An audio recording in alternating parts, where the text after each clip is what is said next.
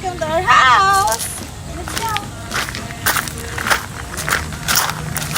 Let me show you my mama's plants, baby plants. She's a plantita. Let's go. Yeah, I don't know what that plant's name, but definitely plant. Jackfruit. Is it ripe? It's ready to eat, Mama?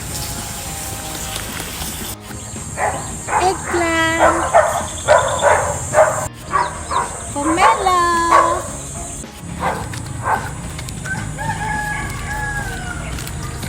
Welcome to Mama's farm. Fine.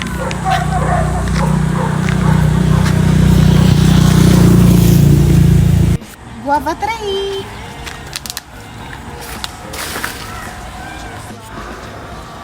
Lemongrass. Berry trees. See?